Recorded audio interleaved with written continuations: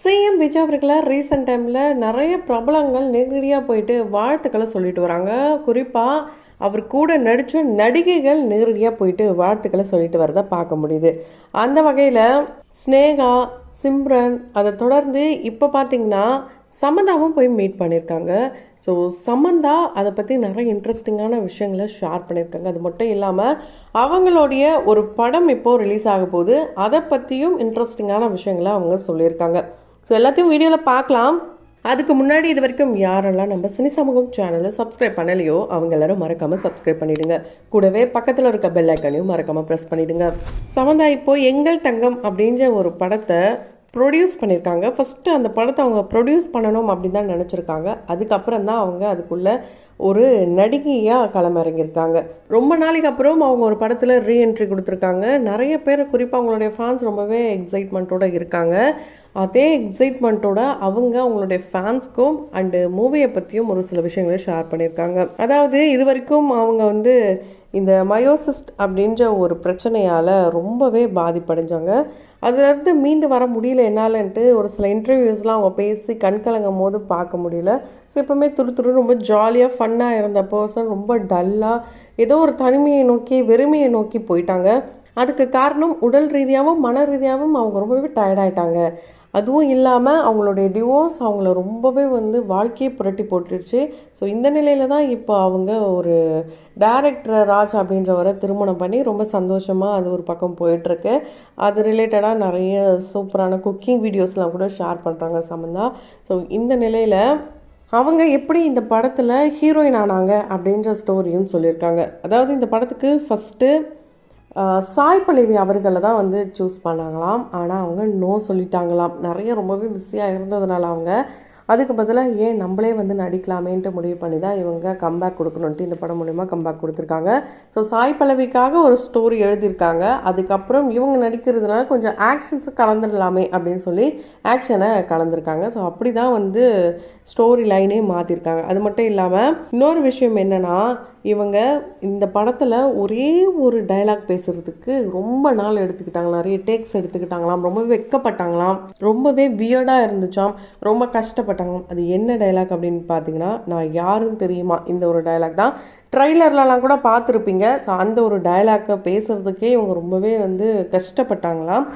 இருந்தாலும் எப்படியாவது பேசி முடிக்கணும். டேரக்டர் வேறு இன்னும் வேறன்னு கேட்டுகிட்டே இருந்தார். என்ன பண்ணுறதுனே எனக்கு தெரியல. இருந்தாலும் நான் பேசினா ஃபைனலாக ஓகே பண்ணிட்டாரு.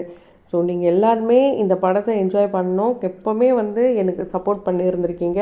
அதுவும் நான் படம் நடித்தாலும் சரி நடிக்கலாலும் சரி, ரொம்ப லாங் கேப் இருந்தாலும் சரி, எனக்கு ஏதாவது பர்சனல் இஷ்யூவாக இருக்கும் போதும், நான் 5 வருட போராட்ட காலத்தில் இருந்த சமயத்திலும் எல்லா டைம்லையும் நீங்கள் என் கூட இருந்திருக்கீங்க.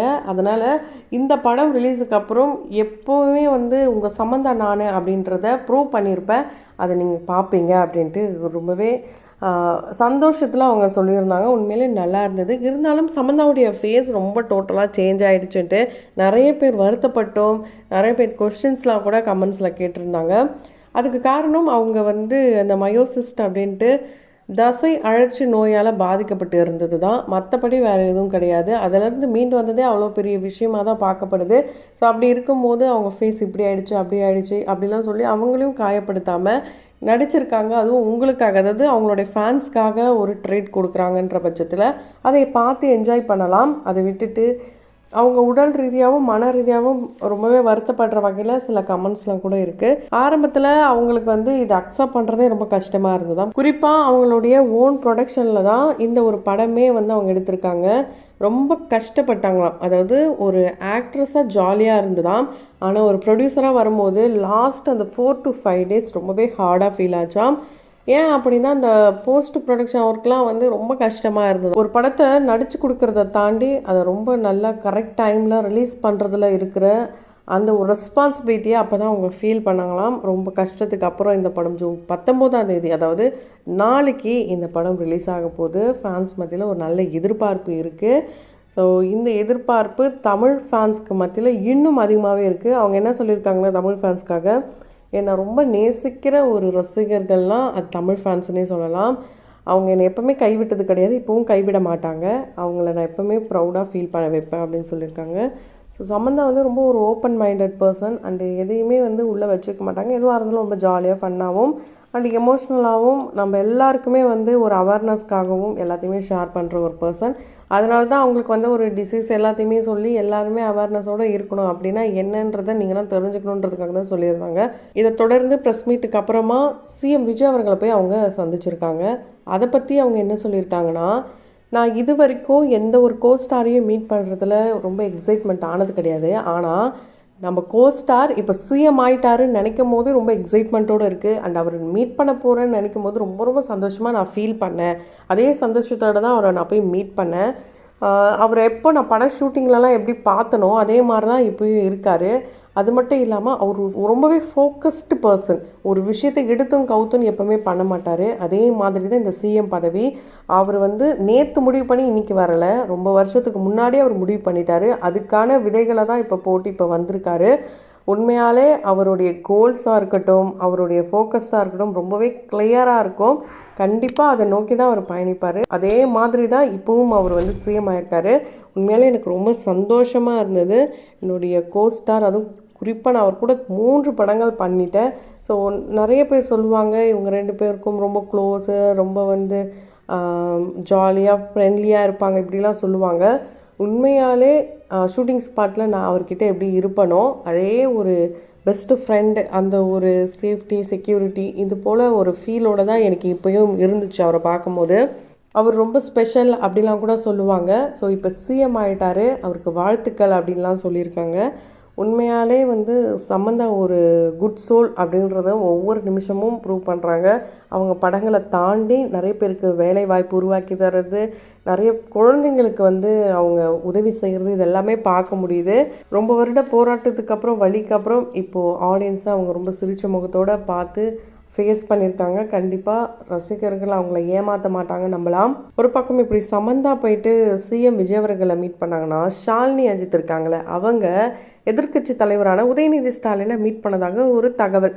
அது எதனாலன்னு பார்த்தீங்கன்னா AK-64 இந்த படத்துக்காக தான் போய் மீட் பண்ணாங்களாம். அதுக்கு என்ன சம்மந்தம்னு கேட்டிங்கன்னா, ஏகே அவர்கள் டோட்டலாக இப்போ ரேசிங்கில் ஃபுல் பிஸியாக இருக்கிறதுனால இந்த படத்தோடைய ஷூட்டிங் இந்த வருஷத்தோடைய ஆரம்பத்தில் இருக்குன்ற மாதிரி எதிர்பார்க்கப்பட்டது. ஆனால் ஒரு சில காரணங்களால் இப்போ வரைக்கும் அந்த படம் என்னாச்சு ஏதாச்சு அப்படின்ட்டு யாருமே எதுவுமே சொல்லாத நிலையில் இதை பற்றி ஒரு பேச்சுவார்த்தையை போடுவோமே, ரசிகர்களும் ரொம்ப அவளோடு இருக்காங்களே, அவரும் ரேசிங்கில் இருக்காரு, நம்மளே போய் பேசுவோம் அப்படின்றதுனால தான் இவருங்க போயிட்டு அவரை மீட் பண்ணி பேசியிருக்காங்க. இவங்க 2 பேருடைய இந்த நட்பு பார்த்திங்கன்னா இப்போது நேற்றுக்கெலாம் கிடையாது. கிட்டத்தட்ட 3 வருடத்துக்கு முன்னாடியே 2 பேரும் சேர்ந்து ஒரு ஈவெண்ட்டில் மீட் பண்ணியிருக்காங்க. 2 பேரும் சேர்ந்து ஒரு கடைத்திறப்பு விழாவில் போயிருக்காங்க. 2 பேருமே வந்து ஃபோட்டோஸ்லாம் எடுத்துருந்துருக்காங்க. ஸோ ஒரு நல்ல ஒரு ஃப்ரெண்ட்ஷிப் பாண்ட் அப்போலேருந்தே இவங்களுக்குள்ளே இருந்திருக்கு. அது ரீதியாக தான் போயிருக்காங்களே தவிர மற்றபடி அரசியல் பார்வையோடு அவங்க போய் சந்திக்கலை. ஸோ எல்லாமே ப்ரொடக்ஷன் ப்ராப்ளமாக இருக்கிறதுனால ரெட் ஜெயின் மூவி கண்டிப்பாக இந்த படம் ஸ்டார்ட் பண்ணி நல்ல ஒரு ரிலீஸுக்காக ஃபேன்ஸும் ரொம்ப ஈகராக வெயிட் பண்ணுறாங்க. ஸோ இது ரீதியாக தான் போயிட்டு மீட் பண்ணியிருக்காங்க, மற்றபடி வேறு எதுவுமே இல்லை. அதை தாண்டி நீங்கள் இதை பற்றி என்ன நினைக்கிறீங்க? உங்களுடைய கருத்துக்களை கமெண்ட் பாக்ஸில் மறக்காமல் கமெண்ட் பண்ணுங்கள். தொடர்ந்து வீடியோஸ்லாம் பார்க்கணும்னு நினச்சிங்கன்னா உடனே நம்ம சினி சமூகம் சேனலை சப்ஸ்கிரைப் பண்ணிவிட்டு பக்கத்தில் இருக்க பெல் ஐக்கனையும் மறக்காமல் ப்ரெஸ் பண்ணிவிடுங்க.